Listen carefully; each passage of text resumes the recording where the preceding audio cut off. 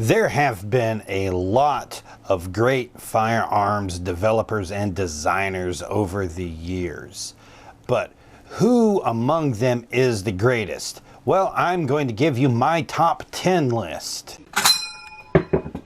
Now, the first thing I'm going to point out on my top 10 list is that this list does tend to be a bit American and Eurocentric. There are a lot of other great developers out of places like Japan and China. I'm not as familiar with those, and I'm not going into that. Also in my ranking, if there were developers who designed a lot of different types of things instead of just one really iconic one, they tend to go up to a better spot on my ranking, and that's the rationale of why some of these are where they are at.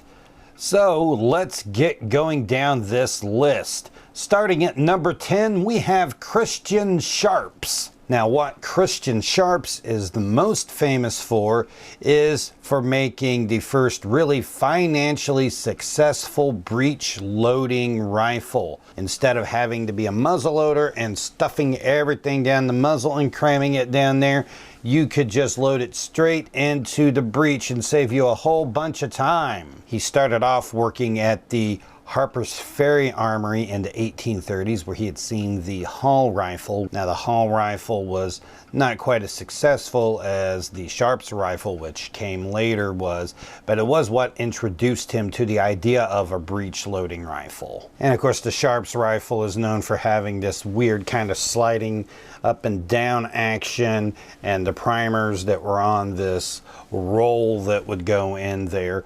But that was a very successful rifle, and even managed to hang around and be produced for cartridges later on. Also, in addition to that, he developed a sort of pepper box type pistol with 4 barrels. This was known as the Sharps 4-barrel pistol. And so he was able to set up a company from that and lived rather comfortably after that, where he kept working on developing firearms and also got involved with his family's trout farming business. Number 9 on our list is Richard Jordan Gatling, who is best known for the Gatling gun, which was the first machine gun.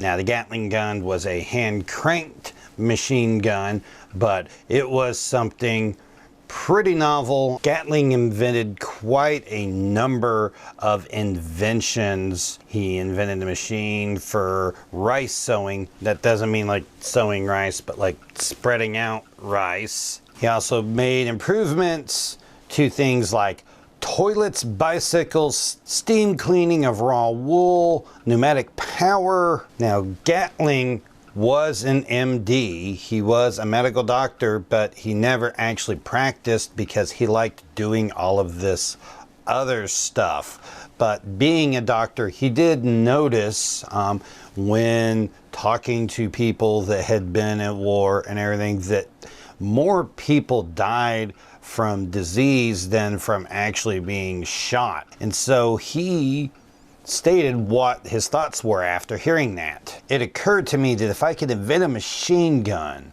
which could, by its rapidity of fire, enable one man to do as much battle duty as 100, that it would, to a large extent, supersede the necessity of large armies, and consequently, exposure to battle and disease would be greatly diminished. Yeah, this guy liked using fancy words. Interestingly, the first 6 Gatling guns that he made were destroyed in a fire at the plant, and he had to, at his own expense, remake those. Now, after developing this and the military becoming interested in it, he was able to contract out to Colt to make these.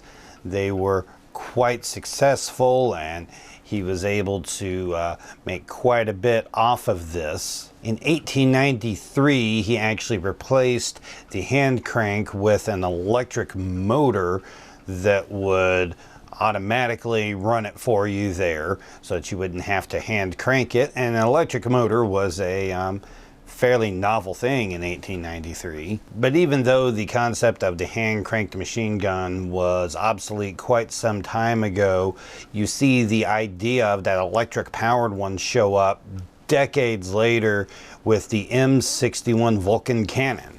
Number 8 on the list is Hiram Stephen Maxim. Now, even though this is a guy that invented a lot of other things like hair curling irons, mouse traps, and some steam engines, and claimed to have actually invented the light bulb, what he is best known for is the world's first automatic machine gun. And yeah, this is a lot of crazy things that he made inventions for. A lot of these not particularly successful, but a curling iron, apparatus for demagnetizing watches, devices to prevent the rolling of ships, eyelets and riveting machines, aircraft artillery, aerial torpedo gun, coffee substitutes, various oil, steam, and gas engines. He also developed and installed the first electric lights that were ever put into a building in New York.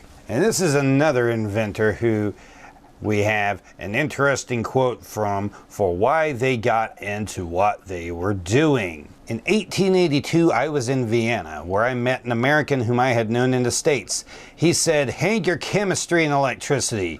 If you want to make a pile of money, invent something that will enable these Europeans to cut each other's throats with greater facility." Now, Maxim, as a child, when shooting a gun, had been knocked over by its recoil, and that kind of stayed with him and got him remembering the power of that gun's recoil.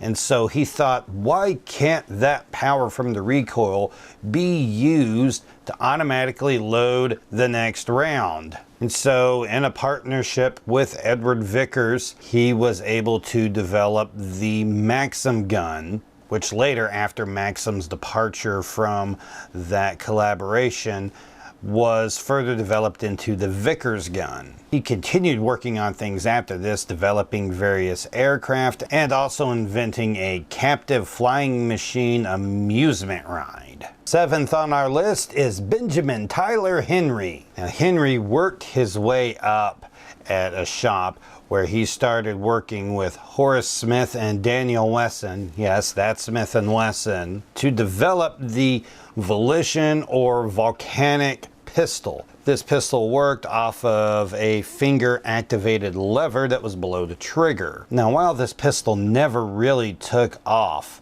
it was able to be revived as a rifle using regular metallic cartridges. And this is where the Henry rifle came from. The first successful lever action rifle. He got into a partnership with Oliver Winchester and had that for a while where he was making those.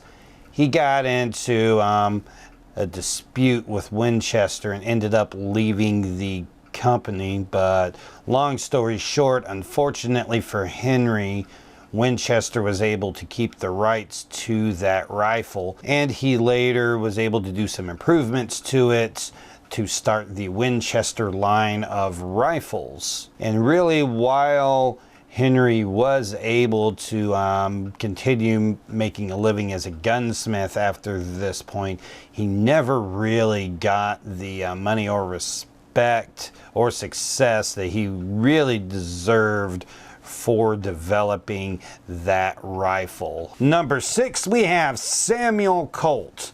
Okay, now I've told some crazy stories and some crazy little anecdotes about some of these other developers. Samuel Colt has got tons of insane little anecdotes about his life. There's a bunch of them that we can't verify, but even with what we can, it's just crazy. Now, he had decided that he wanted to develop an actual functional gun that would be able to fire more than one round at a time. This was after hearing about how well received double barrel shotguns and rifles were. He thought that if he could develop something that would allow a bunch of successive shots without having to reload, that would be the ticket. Now, Colt's first foray into developing firearms was some funding from his father, where he developed a pistol and a rifle. And while the rifle performed pretty well, the pistol blew up, and his father stopped funding him after this point. So Colt decides, well, I don't have funding, what am I gonna do? Well, he heard about nitrous oxide, or laughing gas, and all the crazy things that can be done with that. So this is where he started traveling around as the celebrated Dr. Colt of New York, London, and Calcutta. Now, he put a U in Colt to make it seem more fancy, because the British put weird little U's in a bunch of random words, and he had spent some time in London and had gone to Calcutta once, so he decided New York, London, and Calcutta. Now, he went around doing all of his productions on there, and he thought that he was going to be, entertaining people with like the hard science behind things. But it turns out that people just wanted to hear fancy, crazy stories and stuff, and that's what he started doing. He got like some sculptures made for his productions. He'd worked some firearms into it. He was able to travel around and make a bunch of money doing this. Supposedly said that he cured some people with the nitrous oxide, even though that's kind of dubious. He got this reputation of this traveling medicine man. Well, he didn't really want to be a traveling medicine man. He wanted to be a firearms inventor. So this is where he tried to work on his revolver idea.